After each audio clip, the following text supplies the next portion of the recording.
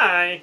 I was asked on some interview thing what I thought about early access, and I thought it's an interesting enough topic that I would make a video about it. So early access is weird, and it means a lot of different things to different people, and I think that's, part of the problem. So, like, for example, we did early access. I mean, people who got alpha and beta access to the game got early access, and that was hugely helpful to me as a developer, and I hope everyone with, in the alpha and the betas enjoyed, getting a picture of the game as it progressed. But, so anyway, that's, those are things, It's a terrible thing to say. But I mean, that's something that we feel really benefited us, and I mean, hopefully people enjoyed. So in that sense, early access was great for us. And so, but the thing is, when you go to Steam Early Access, there's a lot of expectations, from consumers. And I think potentially, for a title like Neverending Nightmares, it would have been a bad idea to do Steam Early Access. And I think, part of the problem is that Steam Early Access lends itself really well to games that have emergent qualities to them. So games where there's a lot of replay value and you're basically in a sandbox, right? Sandbox equals Steam Early Access. If you don't have a sandbox game, then early access doesn't make a ton of sense. And I mean, I don't know. I think I was talking to the guys who did Forced, Beta Dwarf, and I think they did early access, and they said they didn't have a lot of replayability, and it worked out well for them. But at least for us, like, with a heavily story-driven game, and we want people to play through the game when it's at its best. And I mean, obviously, the alpha and the beta people are people who are really into the game and really into helping us, and so they'll play through the game over and over again. I mean, I don't know, you look at, we have a review, and it's on Steam, and there's, like, someone with 12 hours in the game, or something like that, which, there's I think only, like, 3 to 4 hours of content total, in the final game. But, I mean, if you keep playing it, you can get up to 12 hours or whatever, which is really awesome. But that isn't really something that a lot of people would be interested in. And then the problem is we do Steam Early Access, and we can't build sort of a launch event, which I can't promise I'll do a really good job at it, but I'm trying to basically create a lot of buzz around the launch date, and hopefully we'll get some big, YouTube Let's Players doing a playthrough on that day or whatever, and then also, get reviews maybe posted on that date. Maybe if the reviews come a little early, it's at the end of the world.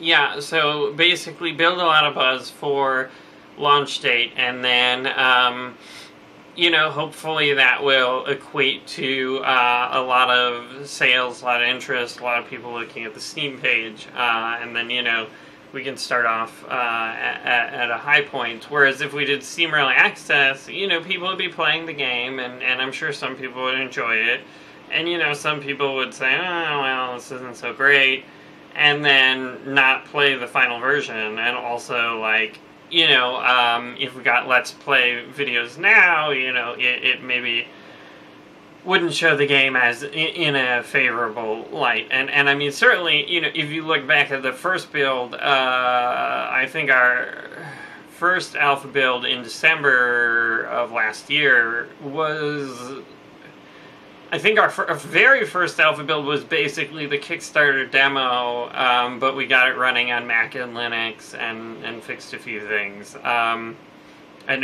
So that was like our first alpha build. So I mean, like if you look at the Kickstarter demo, it's kind of embarrassing, right? Like the game is pretty clunky. I think I added sprint for that Kickstarter build too, but I think there were some bugs with the animation. But you know, the sprint I think added a lot, and you know, the game has really come quite far.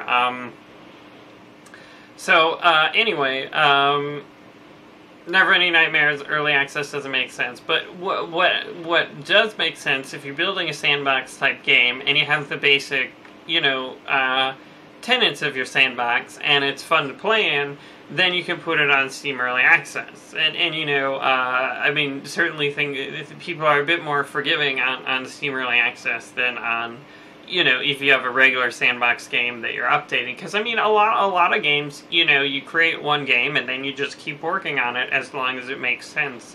You know, it's the sort of games as a service model. And, I mean, we're not really going for that route with Neverending Nightmares.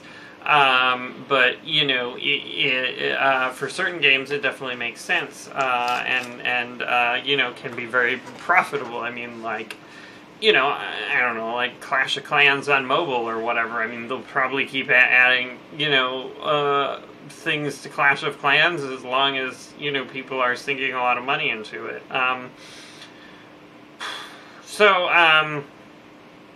But, you know, the problem is that usually there's sort of like implicit agreements when you put something on Steam Early Access, and I think some developers aren't really comfortable or aware of that. And so, like, if you have a title on Steam Early Access, you know, your players are going to expect that you keep updating it. I mean, some people want, like, weekly updates. And so, I don't know, something Dino...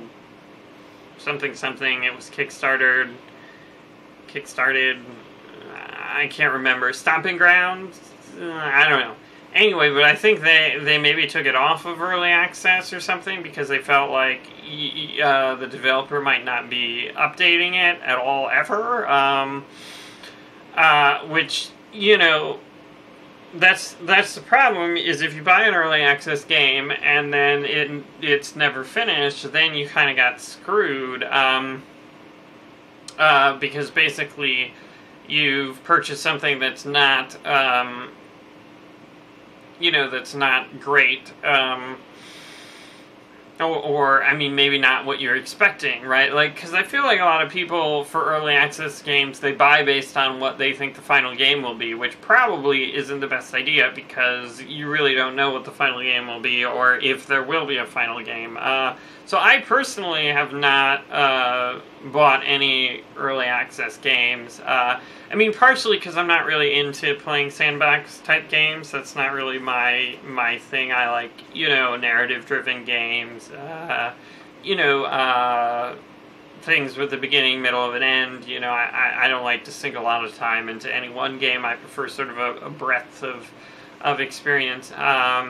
So yeah, early access isn't really my thing, but you know, I think it's promising to developers because, you know, to some extent it can give them a feel for, you know, how much energy to put in any one title. So let's pretend I was making, you know, Matt's Sandbox, the game. It is a terrible name. It's called Matt's Sandbox, and I put it on Steam Early Access, and, you know, it sells okay.